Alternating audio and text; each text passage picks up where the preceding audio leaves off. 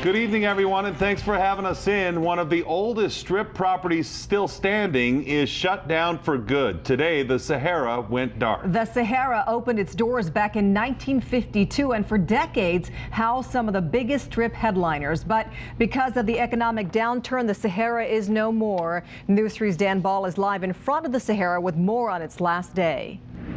Yeah, Sue, Jim, I wish I was born a few decades earlier so I could have hung out back here in the Sahara's a heyday. It was built, as you said, in 1952, and this Moroccan-themed resort was kind of the hangout for folks like Frank Sinatra, Dean Martin, heard of them. The Rat Pack didn't perform here, but they hung out here. Some of the big names, though, back in the 50s, 60s, and 70s, Liza Minnelli, the Beatles, even Abbott and Costello had their last comedic show before they broke up. The Sahara, built by developer Del Webb, who most of us know that developer is building retirement communities, built this property in 52 here on the Strip, one of the last iconic, if you'd call it, kind of cool spots to hang out of old Las Vegas, only remaining, of course, Tropicana, Flamingo, and the Riviera. Sahara closed today at 2 o'clock. And I was getting ready to come to work today before I came in, and I went to a couple different locations, and it's all I heard from locals was, did you hear the Sahara's closing? What about the people? What's going to happen to the place? And we were down here with our cameras all weekend long, and earlier today, we spoke with some local columnists, tourists, and some locals, and got kind of their feeling on what they had, if they had a memory or what they'd miss about the Sahara. Here's what a few of them had to say.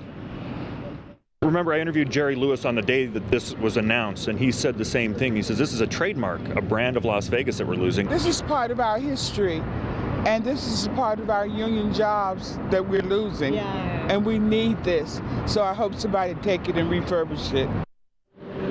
And when it comes to those jobs, there was about 1,050 employees when they closed down at 2 o'clock today. A lot of strip properties tried to help those folks find other jobs. But again, the Sahara closed today officially at 2 o'clock. And the marquee, which is dark right now, Jim and Sue, all weekend long, and today it had some simple words up there. It said, "Thanks for the memories." And when I was doing some research for this live shot, I found out one more interesting fact, because I like some of those old movies, and of course the newer one. You might remember the Ocean's 11, 12, and 13, the newer ones. Well, the old original one with Frank Sinatra, they filmed a lot of those scenes right here inside the Sahara. We're live in front of the Sahara on the Strip. Dan Ball, News 3. Guys, back to you in the studio. A lot of memories there for sure, Dan. I'll miss the dollar blackjack tables down there. Thank you for that. And now that the Sahara has closed, the big question, you heard some people asking it there in Dan's report, is what's next? The resort has occupied that corner since 1952. For years, it anchored the north end of Las Vegas Boulevard. But in an uncertain economy, there are clouds around any timetable for a revival now. News 3's Hetty Chang is live at the Sahara to continue our coverage. And Hetty, what have you been hearing about the future for that plot of land? Well, Jim, no official announcements yet, but I have been talking with the experts, and a lot of them tell me they expect the building to just sit here for a while until the owners decide what's next. SBE Entertainment Group did have big plans for the Sahara when it bought the property back in 2007. It had plans to transform the property into a more modern, more chic look to appeal to the younger crowd. But shortly after its purchase, the economy tanked, and as they say, the rest is history. So the question now is whether SBE has held on to those plans this whole time. The company is planning to open a lounge at the Bellagio early next year, but right now finding money to revamp a whole casino is not going to be easy, so it may actually be a while before anything really takes form here.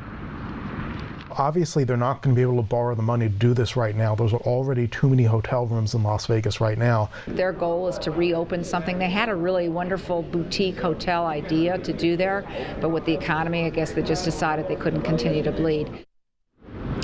Now, the head president of SBE Entertainment Group, Sam Nazarian, he is here in Las Vegas today from Los Angeles, but he wasn't giving any on-camera interviews today. But Jim, I was able to confirm through a company spokesperson that in the next few weeks, the company does plan on having an auction to auction off some of the furniture inside the building. So we'll wait to hear on that. For now, back to you in the studio. A lot of locals like to get in on that action as well, so we'll pass it along when we hear. Hetty, thank you. And we continue now with that question, what happens next with this north end of the Strip? All you have to do is look around down there to see plenty of unfinished business. What a turn for a part of town that one time defined Las Vegas glitz. Picking up our coverage tonight is Amanda Finnegan with our media partner, LasVegasSun.com. Where some might see a wasteland of shelf projects at the north end of the Strip, Others see a land of opportunity, but it's opportunity in the future, experts say.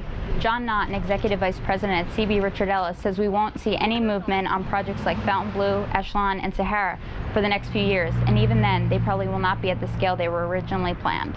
We've seen some stabilization in the market at this point in Strip revenues, so the recovery hopefully will begin.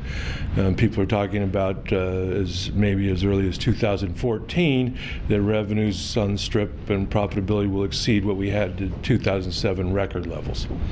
Stephen Brown, the director of the UNLV Center for Business and Economic Research, agreed it will be a few years before the North End sees any construction, and it could be something other than a resort. He said it's a chance for the Las Vegas economy to look to diversify.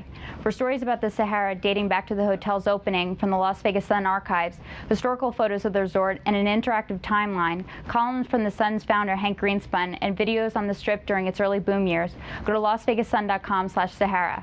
From the Las Vegas Sun newsroom, I'm Amanda Finnegan. The Fontainebleau stands as the city's biggest monument to the recession. Its owner, Carl Icahn, has not said when or if he plans to resume construction. He recently sold all the furniture that was supposed to go inside the unfinished resort.